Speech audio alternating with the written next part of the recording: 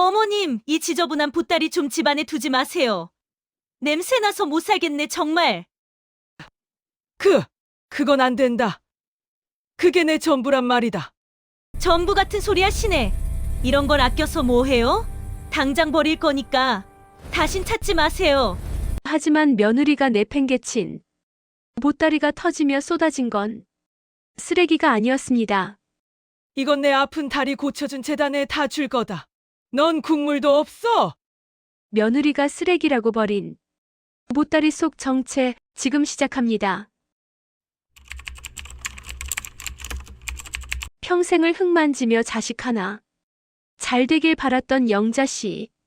남편 일찍 보내고 홀로 시장 바닥에서 나물 팔아 아들 민수를 번듯한 대기업 팀장까지 만들었을 때 영자 씨는 세상을 다 얻은 기분이었습니다. 하지만 그 기쁨도 잠시 무릎 연골이 다 닳아 거동이 불편해진 그녀에게 아들은 합가를 제안했죠. 그것이 지옥의 시작일 줄은 꿈에도 몰랐습니다. 어머님, 제가 분명히 말씀드렸죠? 거실에 나오실 때는 이 낡은 조끼 좀 벗고 나오시라고요. 우리 애 정서에 안 좋단 말이에요. 며느리 수지는 영자 씨가 입고 있는 옷, 걸음걸이, 심지어 숨소리조차 싫어했습니다. 세련된 신도시 아파트에 시골 냄새 풀풀 풍기는 노인이 앉아있는 것 자체가 자신의 완벽한 삶의 오점이라고 생각했으니까요.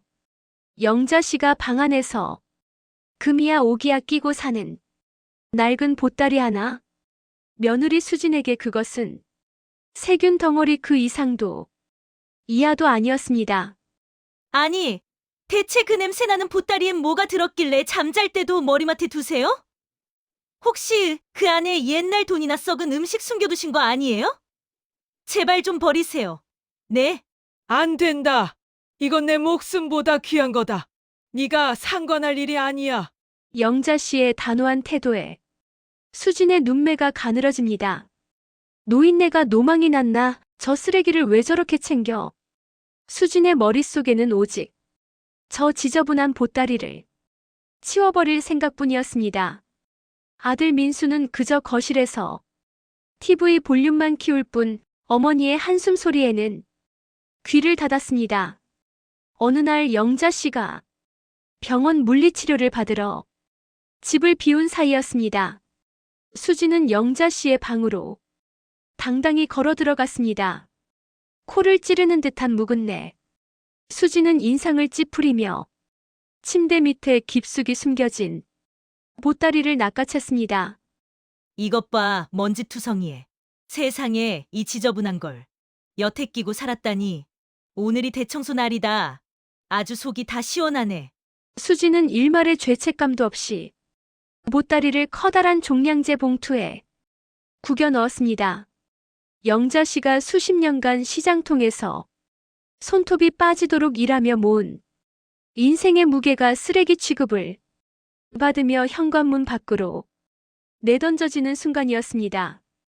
병원에서 돌아와 텅 빈 침대 밑을 발견한 영자 씨. 그녀는 사색이 되어 거실로 뛰어나왔습니다. 하지만 며느리는 우아하게 커피를 마시며 차갑게 내뱉었습니다. 어머님, 그 쓰레기 제가 치웠어요. 이제 속이 좀 시원하시죠? 영자 씨의 심장이 덜컥 내려앉았습니다. 그 보따리 안에는 며느리가 상상조차 할 수 없는 거대한 비밀이 들어있었으니까요.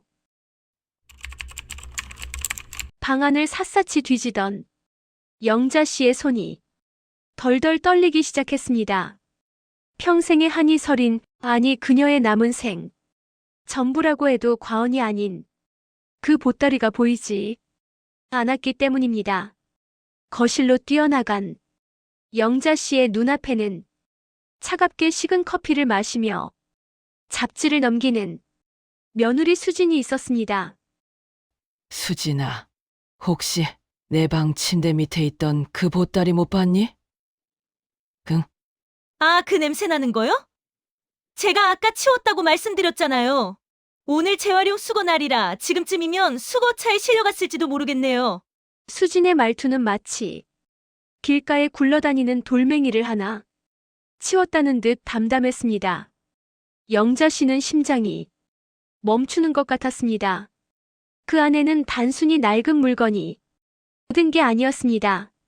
자식에게 짐이 되기 싫어 수십 년간 숨겨온 그녀의 마지막 자존심이 들어 있었습니다. 하늘도 무심하시지. 영자 씨가 맨발로 아파트 단지 밖 쓰레기장으로 뛰어나가자마자 억수 같은 장대비가 쏟아지기 시작했습니다. 70평생 남에게 아쉬운 소리 한마디 안 하고 살아온 영자 씨였지만 지금은 그럴 겨를이 없었습니다. 그녀는 빗물에 젖어 눅눅해진 종이 상자와 음식물 쓰레기 봉투를 맨손으로 헤치기 시작했습니다. 어디 있니? 내 보따리. 이거 잃어버리면 안 되는데. 우리 민수 앞날이 걸린 건데. 빗물이 눈을 가리고 손톱 밑에 더러운 오물이 끼어도 영자 씨는 멈추지 않았습니다. 그때 저 멀리서 아파트 경비원이 다가왔습니다. 할머니, 여기서 이러시면 안 돼요. 쓰레기를 왜 다 뒤지고 계세요? 사람들의 따가운 시선보다 더 아픈 건 자신의 진심을 쓰레기로 취급해버린 가족의 배신감이었습니다. 한참을 뒤진 끝에 영자 씨는 쓰레기 더미 구석에서 흙탕물에 젖은 보따리를 찾아냈습니다. 품에 꼭 안고 집으로 돌아온 그녀를 맞이한 건 따뜻한 수건이 아닌 며느리의 날카로운 비명소리였습니다. 어머나, 이게 무슨 꼴이에요? 그 더러운 걸 다시 들고 오면 어떡해요? 바닥에 흙물 다 떨어지잖아요. 여보, 빨리 나와봐요. 어머니 정말 왜 이러시는 거야? 거실로 나온 아들 민수는 빗물에 젖어 떨고 있는 어머니를 보고도 한숨만 내쉬었습니다. 어머니, 제발 좀 적당히 하세요. 수진이가 힘들다잖아요. 아들의 무심한 한마디는 영자 씨의 가슴에 대못을 박았습니다. 그녀는 아무 말 없이 젖은 보따리를 끌어안고 자신의 방으로 들어갔습니다. 문을 잠그고 어두운 방 안에서 영자 씨는 결심했습니다. 그래.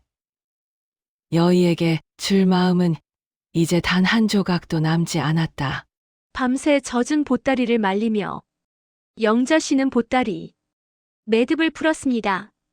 그 안에서 은은하게 빛나는 그것의 정체가 드러나는 순간 영자 씨의 눈물은 분노로 변했습니다.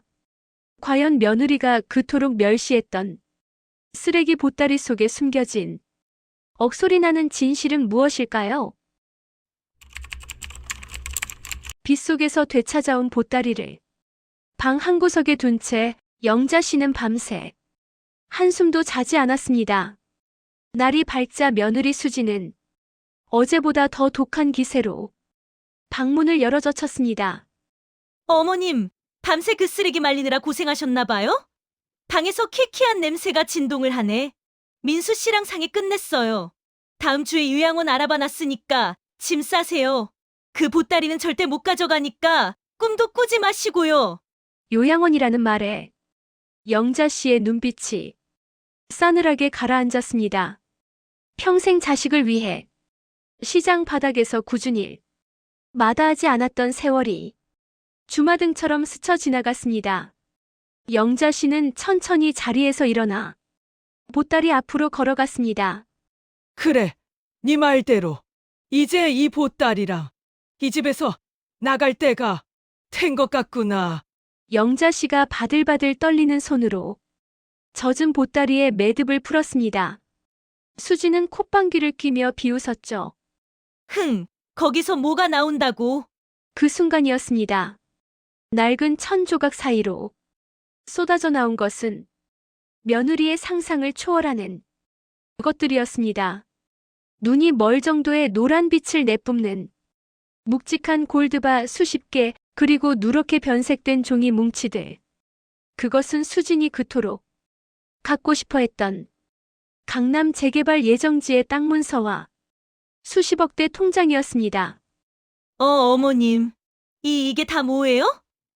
이 금덩어리들은 다 뭐고, 강남 땅 문서. 이게 왜 어머님 보따리에? 수진의 눈동자가 미친 듯이 흔들렸습니다.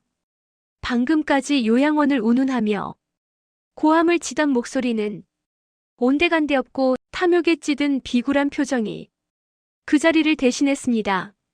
소란의 방으로 뛰어들어온 아들 민수 역시 바닥에 깔린 황금빛 광경에 입을 다물지 못했습니다. 어머니, 이게 다 어떻게 된 일이에요? 말씀 안 하셨잖아요. 아들의 물음에 영자 씨는 차갑게 대꾸했습니다. 내 아버지가 돌아가시며 남긴 땅이 재개발이 됐고 나는 네가 정말 나를 효도로 모시는지 보고 싶었다. 그런데 내 전부였던 이 보따리를 쓰레기 취급하며 내다 버려? 며느리 수지는 갑자기 무릎을 꿇었습니다. 어머님, 제가 미쳤었나 봐요. 어차피 맞으신 거 걱정돼서 그랬던 거예요. 어머님, 제가 더 잘 모실게요. 방금 전까지 요양원에 보내겠다던 여자는 어디 가고 영자 씨의 다리를 붙잡고 애걸복걸하기 시작했습니다. 영자 씨는 자신의 다리를 붙잡은 며느리의 손을 가차없이 뿌리쳤습니다. 그리고 보따리 안에 있던 마지막 서류 하나를 꺼냈습니다. 그것은 이미 작성이 끝난 재산사회 환원 기여서였습니다. 수진의 얼굴이 백지장처럼 하얘졌습니다. 이미 늦었다. 너희에겐 국물도 없어. 과연 영자 씨는 이 막대한 재산을 어떻게 처리할까요? 그리고 며느리와 아들에게 기다리고 있는 마지막 참교육은 무엇일까요? 바닥에 흩뿌려진 골드바이. 광채보다 더 번뜩이는 것은 며느리 수진의 탐욕스러운 눈빛이었습니다. 불과 몇 분 전까지 요양원을 운운하며 고함을 치던 여자는 온데간데 없고 이제는 영자 씨의 바지가랑이를 붙잡고 눈물 콧물을 쏟아내고 있었습니다. 어머님, 제가 정말 죽을 죄를 지었어요. 그 보따리가 어머님 인생인 줄도 모르고 제가 다 어머님 방 깨끗하게 해드리려고 그랬던 거 아시잖아요. 이제 강남 아파트로 이사 가면 제가 손에 물 한 방울 안 묻게 모실게요. 수진의 가식적인 외침에도 영자 씨의 표정에는 미동조차 없었습니다. 오히려 아들 민수를 바라보는 그녀의 눈에는 깊은 환멸만이 서려 있었죠. 아들 역시 며느리의 등 뒤에서 어쩔 줄 몰라 하며 어머니, 일단 진정하시고 대화로 풀어요라는 비겁한 변명만 늘어놓고 있었습니다. 영자 씨는 품 안에서 미리 준비해둔 서류 뭉치를 꺼내 거실 테이블 위에 탁 소리가 나게 올려두었습니다. 그것은 바로 복지재단 기부 증서였습니다. 이 재산은 내 아픈 다리를 고쳐주고 갈 곳 없는 노인들을 돌봐주는 재단에 전부 기부할 거다. 너희에게 줄 돈은 단일전도 없어. 아니, 국물도 없다. 며느리 수진의 얼굴이 순식간에 흙빛으로 변했습니다. 어머님, 그게 무슨 말씀이세요? 저희는 아들이고 며느리잖아요. 수진의 비명이 거실을 가득 채웠지만 영자 씨는 이미 짐을 챙겨 일어서고 있었습니다. 아들, 며느리? 내 보따리를 쓰레기통에 처박을 때 여인은 이미 내 자식이 아니었다. 사람 대접 못 받는 곳에서 돈 대접 받을 생각 마라. 영자 씨는 그동안 며느리가 그토록 혐오하던 낡은 보따리를 당당히 어깨에 메고 현관문으로 향했습니다. 뒤늦게 아들이 매달려 보았지만 현관문 밖에는 이미 영자 씨를 모시러 온 복지재단의 검은색 고급 세단이 대기하고 있었습니다. 일주일 후 수지는 남편 민수가 회사에서 권고사직을 당했다는 소식을 듣게 됩니다. 설상가상으로 며느리가 명품을 사기 위해 낸 카드 빚이 터지며 집까지 경매에 넘어갈 위기에 처했죠. 그제야 수지는 쓰레기장에 버렸던 그 보따리가 단순한 돈이 아니라 자신들의 유일한 구명줄이었다는 사실을 깨달으며 땅을 치고 후회했습니다. 반면 영자 씨는 복지재단에 명예이사로 추대되어 자신과 같은 처지의 노인들을 돕는 화려한 제2의 인생을 시작했습니다. 고급스러운 정장을 입고 단상에 선 영자 씨의 모습은 더 이상 냄새나는 노인이 아닌 모두의 존경을 받는 품격 있는 시니어의 모습 그 자체였습니다. 여러분, 겉모습만 보고 사람을 판단하고 부모를 업신여긴 며느리의 최후 어떻게 보셨나요? 돈보다 중요한 건 사람의 진심이지만 때로는 그 진심을 지키기 위해 우리에게도 강력한 힘이 필요하다는 것을 영자 씨는 보여주었습니다. 오늘 이 사이다 이야기가 여러분의 가슴을 뻥 뚫어주었다면 구독과 좋아요를 눌러주세요. 여러분의 응원이 영자 씨 같은 당당한 시니어 이야기를 만드는데 큰 힘이 됩니다. 지금 바로 구독 버튼 누르시고 다음번엔 더 통쾌한 참교육 사연으로 찾아오겠습니다. 알림 설정까지 잊지 마세요.